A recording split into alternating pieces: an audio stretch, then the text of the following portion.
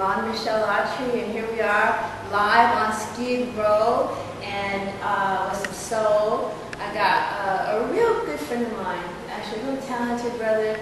I used to sing with his mother, and this brother is multi-talented. He does comedy, he works in production, in the process of filming, videography. He's an actor, he's a writer, he's a philosopher of sorts, real spiritual brother. Just a multi-talented, multitasking young brother. So I'd like to now, without any further ado, I present to you Brother Julius McClendon with his live comedy up from Skid Row. Let's hear for Brother Julius McClendon. Thank you. Good evening. I'm just playing. Hey, my name is Julius McClendon. I'm glad to be here. Thanks, Michelle, for having me. You know, we was before I came in here, we was talking about Michael Jackson. You know, and I know he passed. You know, I watched the funeral. We're not alone. They sang and stuff.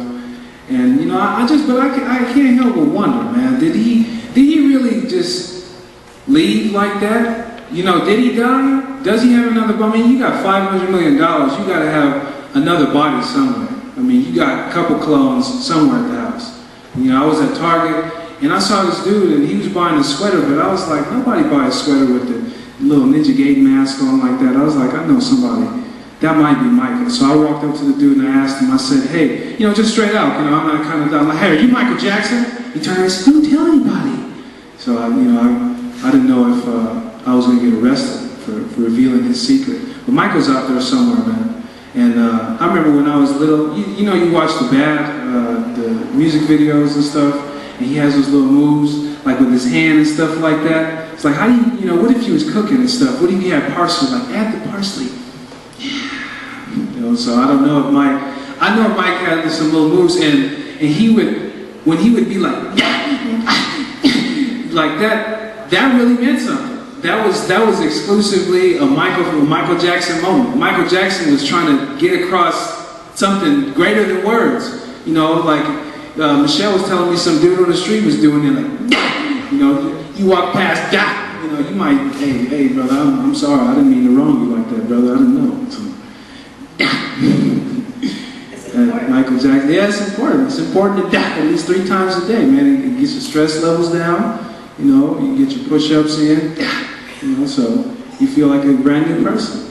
And wow, you know, it's just to me, like all these people passing and stuff. I think we, you know, as people, we gotta pay attention to that. We gotta look within ourselves and say, all right, who's gonna take the weight? Like that Kool and the Gang song. Who's gonna take the weight? I was listening to that yesterday. I was like, you know what? He's right. Because I didn't take my trash out, I got to pay my cell phone bill, I got to take this weight. So, you know, I'm glad that they're revealing to me, you know. So we had to, you know, have you had to do renovations to your house? Like we had to replace the whole ceiling today. And I had my grandmother, knowing she can't lift nothing, is all in the way. Like we out there lifting this big old 7,000 slab pound of drywall. And she gonna come out there, well, baby, let me get this side. I was like, Grandma, you need your arms for the rest of your life. I don't want you to lose them on account of this drywall. It's not fair. So we'll get it. Yeah. I play a lot of Nintendo games. You know, when I was little, I had all the cartridges and stuff. My friends used to come over. We used to play this game called Karate Kid. And we used to get mad because we would call the game cheating because we would lose all the times. So that's when you learn to get your excuses up as a child. You're just like, you know what? It was the trajectory of this house. That's what happened. That's why I lost, because the house is slanted. It says 47 degrees. Mama, that's why. Okay, I'll go to bed. Yeah. So, you know, I don't know, man. I don't know. I don't know what's going to happen for the rest of 2009. I don't know what's going to happen with this budget crisis we have in California. I think it's a shame that the first thing that they lash out at is, they viper up the kids, they take their stuff. You know, because I remember when I was in middle school, it was like cell block D. You know, I remember we didn't have nothing. We had books from '73. We had teachers that didn't know the books from '73. We had to just figure it out. So, today in history, who can tell me what happened in 1685? Anybody? For an A, for a B. It was bad. We had math class, we had algebra, we had to spell algebra, that was the test. And, you know, I mean, that was real bad. But thanks for having me, and I appreciate it. And I'll pass this back to Michelle. Oh, okay. You know, Snoop Doggy Dogg, by Rutledge playing. If you listen to rap music, man, what happened to rap music, man? I mean, I remember when you could turn the radio on at 12 o'clock in the afternoon and turn it off at 8:30 before you went to bed, because, you know, after Nickelodeon went off, I had to go to sleep, you know, but you could keep the radio on the whole time. And now it's like, I mean, every song had something. It's like you could tell Tupac from Snoop, from Dre, from whoever else. I listened to 3 people back in the day. We had 4 tapes in the house. It was just like, all right, just turn it over. We're partying again. So, and then now it's like everybody's talking the same thing, and all the songs are like, every song is the same beat. It's like, do do do do, like that's it. That's what we got to listen to. Is that what we're teaching the kids?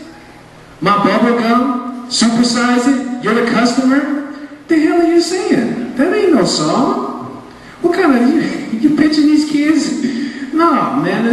I think we need to reform our popular music, you know, so that it's less stupid and more substance, you know, because, you know, in 10 years, the kids that's running around, I'm the customer, yay, that same kid is going to be working at some store.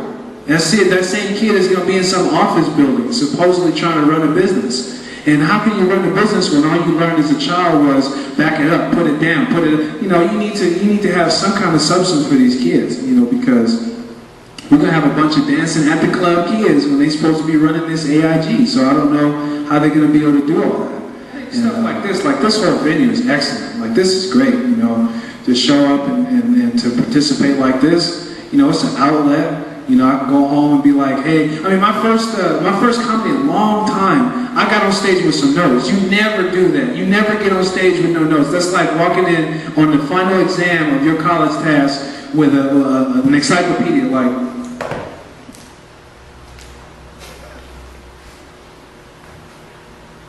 fail. That's exactly what you're going to get. Because they are not going to take you in the class cheating that hard. You can't even, now I see people that don't study so bad, they professionally cheat. They're like, okay, look, I'm going to go into class, I'm going to wear the blue scarf, okay, I'm going to sit right there. I'm going to fill out 1 through 7, and then I'm going to go to the bathroom. I'm going to give you the scarf, and you go finish it. Come on, the essay part. You can do the essay part, right? We'll both fail, epically, because ain't nobody that stupid, you know, and I remember I had to take this test called, it was called the Stanford 9, and it was a test that is supposed to see if you're smart enough to pass high school. You know, aside from the 6 classes they give you, they're going to give you this one test, and that if you, let's say you got an A in all your classes, but this test you didn't pass, you still got to stay behind the grade. And I felt bad because I felt like some of my friends were going away to jail, because it's like, after the end, it's like, all right, I didn't make it, man. You know, I don't know what life is going to be like without you, man. It's like, friend, you getting out in 6 months, man. You know, it's not that bad. God, just study, man. Well, that's my time. God bless you, and love, peace, and strength. All right, Julius. I'm going to give it up for my friend Julius McClendon. And we just hope the best for you. God bless you. God bless. Best continued success here on Skid Row and everywhere you go. And there you have it. Come and be free with me and my friends. And the next episode of Be Free With Me or True News you can use here live up from Skid Row, where we just keeping the soul and telling some truth with interviews and other true news that you can use. Thank you, and we look forward to you tuning in the next episode.